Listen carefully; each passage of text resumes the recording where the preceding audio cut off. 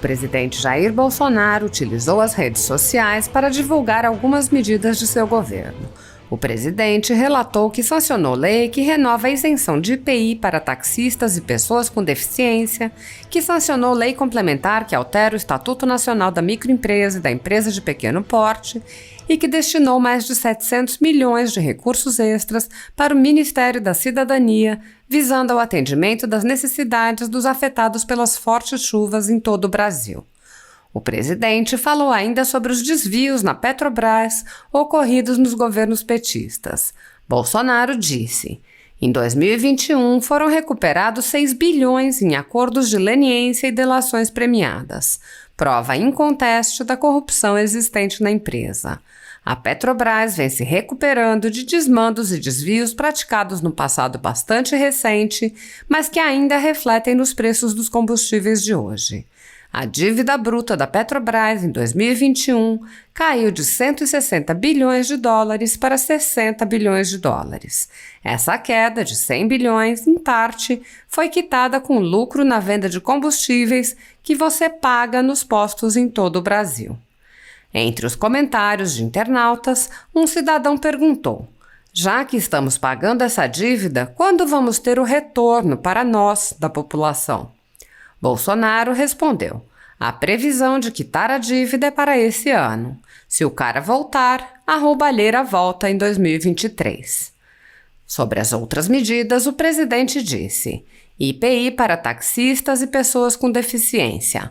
Sancionei a Lei 14.287, de 31 de dezembro de 2021, que renova a isenção de IPI para taxistas e pessoas com deficiência. A lei atende as pessoas com deficiência física, visual, auditiva e mental e com transtorno do espectro autista, bem como aquelas com deficiência auditiva não beneficiadas pela legislação anterior. A medida aquece a indústria automobilística e faz justiça com os taxistas e as pessoas com deficiência.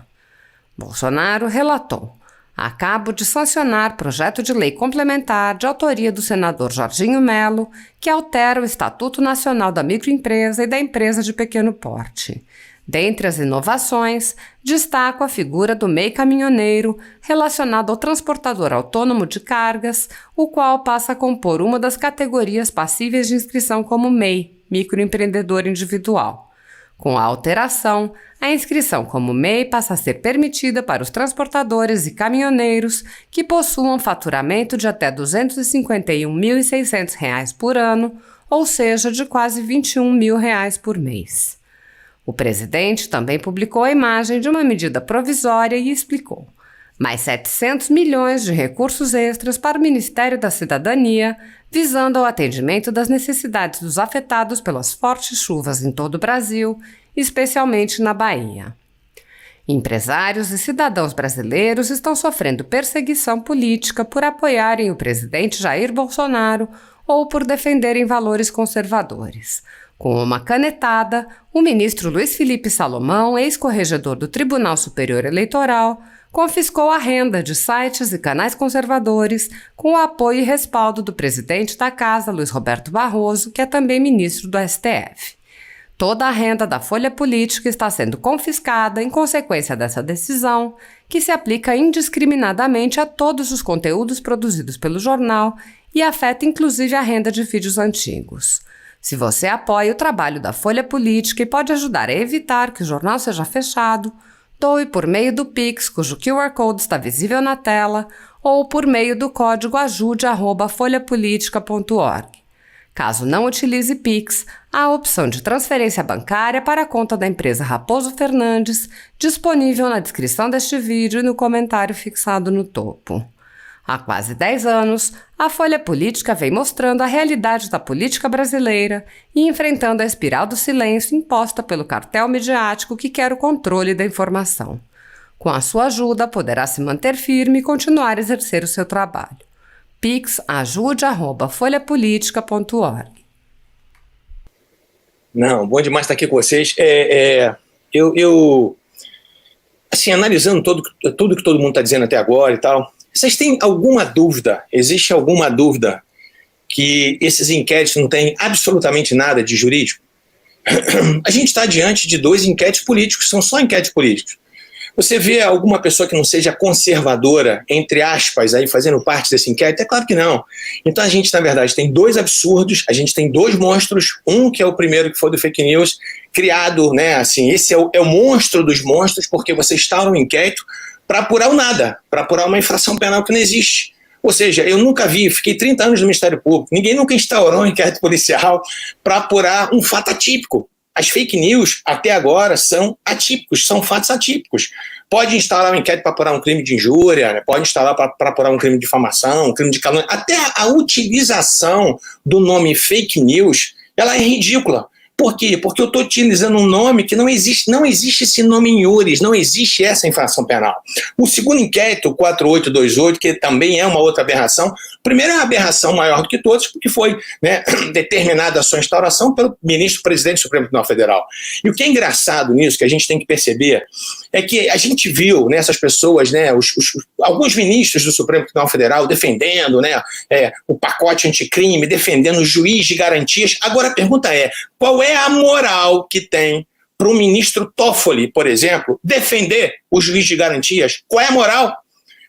Foi feita uma defesa dizendo que era possível instalar, né, o juiz de garantias no Brasil inteiro, que era possível, era viável isso através dos tribunais. Amigo, que moral tem o ministro Toffoli para falar hoje de juiz de garantias? Se o próprio Supremo Tribunal Federal ele dá, sabe, esse mau exemplo para o país inteiro, ou seja, né, como os outros já disseram aqui, você tem um sujeito que é vítima, ele investiga, ele acusa, ele julga. Isso é verdadeira inquisição, isso é uma palhaçada, na verdade. O que a gente tem que entender, o que a gente tem que colocar os pingos nos is, para a gente ser honesto com as pessoas que estão ouvindo a gente aqui, é o seguinte: esses dois inquéritos, eles foram instaurados especificamente para apurar, entre aspas, fatos, e a maioria deles, e para não dizer todos eles, atípicos, contra pessoas conservadoras.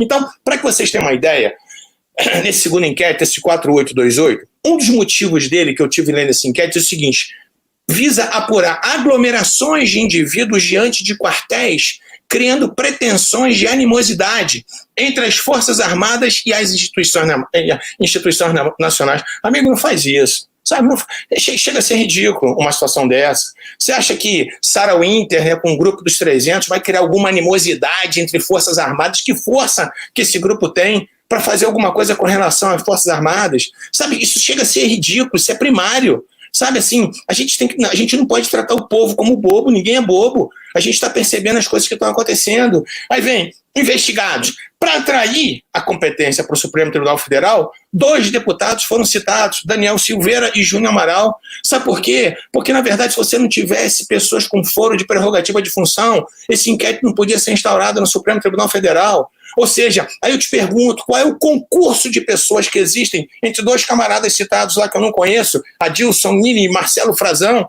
O que esses camaradas têm a ver com os deputados federais? Sabe qual é o concurso de pessoas que faz essa conexão para que todos sejam julgados pelo Supremo? O absurdo é tão grande, é isso que eu quero que vocês entendam. Assim, a natureza política desse inquérito é tão evidente, tão evidente, tão evidente, para que vocês tenham uma ideia, essas pessoas, em tese, esse inquérito foi instaurado, esse 4828, para apurar os delitos tipificados na Lei de Segurança Nacional, que são os artigos 16, 22 e 23.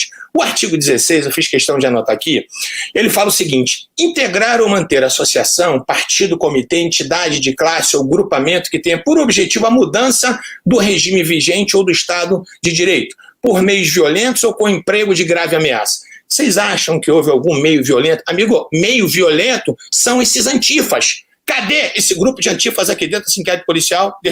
Policial, me perdoe, né? Estou até fazendo um desrespeito com a polícia, que de policial não tem absolutamente nada, que a polícia com certeza absoluta saberia apurar. Cadê desse inquérito? Cadê os antifas? Eles sim atuam com barbaridade, eles sim atuam com brutalidade, eles sim atuam praticando com violência. Você acha que soltar rojão nas imediações do Supremo Tribunal Federal, isso é violência? Amigo, me perdoe, achei de ser ridículo. Sabe, para com isso, a gente está vendo a finalidade política. A finalidade, a gente sabe isso aqui, é atingir o presidente da República, assim, as pessoas não concordam, querem segundo, terceiro, quarto, quinto, 10º turno de eleição. É isso que está acontecendo, sabe? As pessoas não se conformaram que perderam o poder. sabe, essa cleptocracia que estava no governo até hoje, graças a Deus que eles foram embora, é isso que está acontecendo, sabe? Ninguém suportava mais um país vivendo sob o domínio da corrupção, e é isso. Então houve um baque, né? Houve um estalo muito forte, e aí essas pessoas agora, elas estão se armando, e é isso que está acontecendo, honestamente, a gente fazendo um jogo de honestidade, é isso que está acontecendo. Aí você sabe o que aconteceu pior? Esse artigo 16 que prevê esse tipo de associação com finalidade política, ela está lá na Lei de Segurança Nacional. Só que a Lei de Segurança Nacional, ela não está na Lei 7.960, que prevê a prisão temporária. Aí sabe o que aconteceu durante o inquérito? Deixaram de lado o artigo 16 e colocaram o artigo 288, que prevê associação criminosa. Isso é uma deslealdade. Sabe por quê? Porque como o artigo 288 do Código Penal, ele está previsto na Lei 7.960, aí cabe prisão temporária. Vocês estão percebendo a sutileza das coisas? E é isso, não adianta fazer de conta. Nós estamos querendo apurar esse... A gente tem, né, essa coisa de contra crimes contra a Lei de Segurança Nacional, a gente está vendo a subversão da ordem. Amigo, para com isso. Recentemente, você quer ser honesto? Recentemente, esse deputado aí, esse Marcelo Freixo, ele, numa reunião de partidos de esquerda, ele disse, a frase dele foi o seguinte, que eles não tinham que tão somente resistir ao governo Bolsonaro, eles tinham que destruir o governo Bolsonaro. Isso sim é atentar contra a ordem pública. E cadê o Freixo dentro desse inquérito? Cadê esse camarada?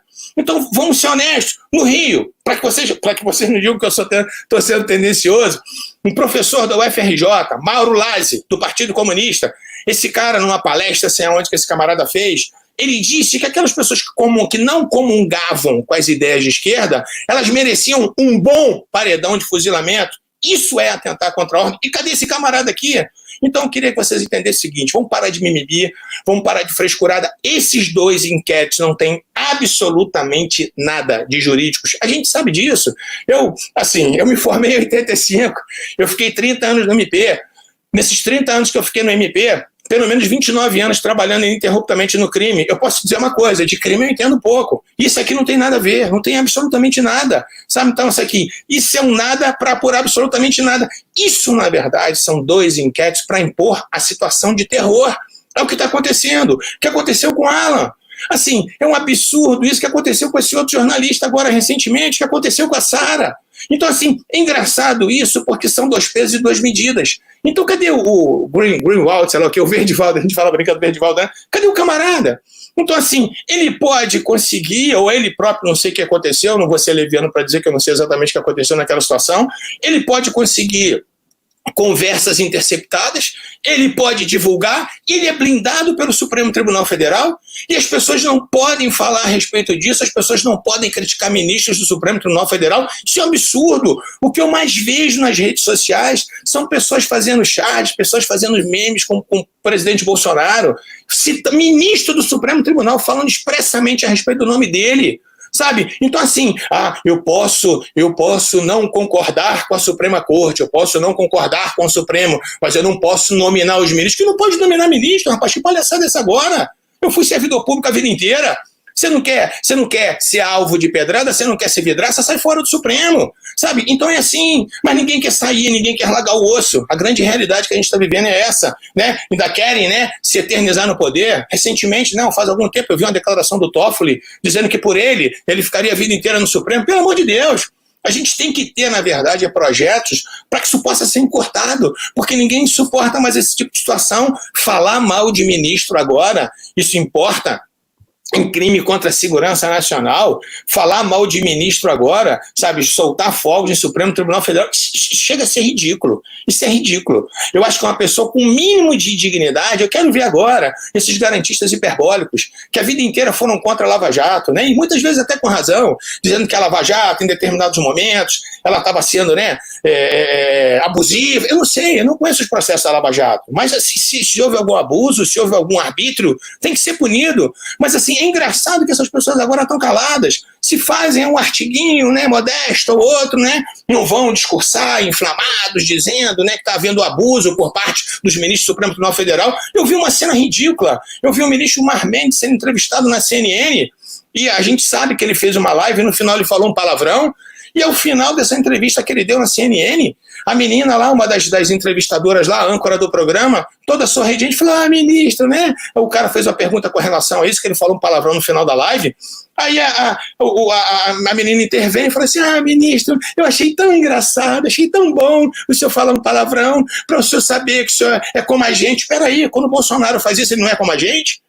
Sabe, a gente do Rio, a gente fala muito palavrão, então vamos deixar de ser hipócrita. A gente tem que entender o seguinte, esses inquéritos não têm absolutamente nada de jurídicos. Isso aqui é uma vergonha. Isso aqui existe simplesmente para impor o terror. É o que eles estão fazendo. Se não houvesse o 288 aqui, nesse inquérito 4828, sabe o que aconteceria? Ninguém poderia ser preso temporariamente, porque não existe previsão na lei, né, com relação à prisão temporária de crimes da Lei de Segurança Nacional. Então a gente tem que ser honesto, a gente tem que fazer um raciocínio de honestidade aqui. Chega, né, dessa hipocrisia. É isso que está acontecendo. São pessoas hipócritas que estão julgando esse inquérito. É desse jeito. Então a gente vai ver os absurdos todos acontecendo, né? Eu não queria me inflamar desse jeito, mas a gente vai vendo, né? Pessoas, a gente não pode falar do Supremo Tribunal Federal, mas recentemente a declaração do Zé Dirceu. O Zé Dirceu trabalhou na casa, o ministro Toffoli trabalhou com o Zé Dirceu, sabe? Então, assim, o Toffoli, ele julgou o Zé Dirceu recentemente, tirando a tornozeleira eletrônica do Zé Dirceu antes das eleições,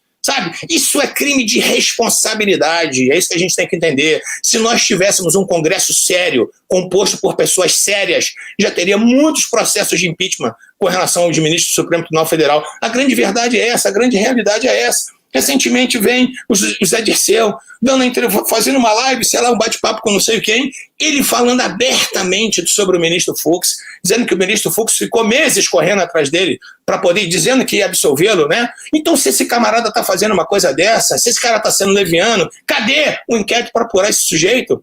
O Lula, quantas vezes falou mal do Supremo? Quantas vezes falou mal da magistratura? Então, assim, gente, vamos entender uma coisa de uma vez por todas, vamos parar com a hipocrisia. Os inquéritos, eles não são jurídicos, eles não têm absolutamente nada a ver com jurídico. Esses inquéritos dizem respeito única e exclusivamente punir pessoas que têm uma tendência conservadora. E é isso, e ponto. Vamos deixar de ser hipócrita. É isso que está acontecendo. Não tem nada contra a segurança nacional. Você acha que um foguete na porta do Supremo é crime contra a segurança nacional? Os black blocs, sim. Né? Os antifas, sim, eles são. Né? O MST, quando passava nas terras com o trator, destruindo toda a propriedade privada, ninguém nunca falou nada. A própria ministra Carmen Lúcia vieram aqui em Belo Horizonte, picharam, né, o prédio inteiro dela de vermelho, todo mundo se calou. Por quê? Por que são 2 pesos, 2 medidas? Então, né, vocês me perdoem aí, eu não queria, né, ficar extrapolando o meu tempo, mas enfim, né, a gente vê que na verdade, o que eles estão tentando coibir é realmente qualquer tipo de manifestação conservadora, qualquer tipo de manifestação, né, que tenha o mesmo pensamento do presidente Bolsonaro. A gente tem que entender que foram 56, 57 milhões de brasileiros que elegeram o presidente. Vamos aceitar que isso aconteceu, vamos torcer para o nosso país dar certo.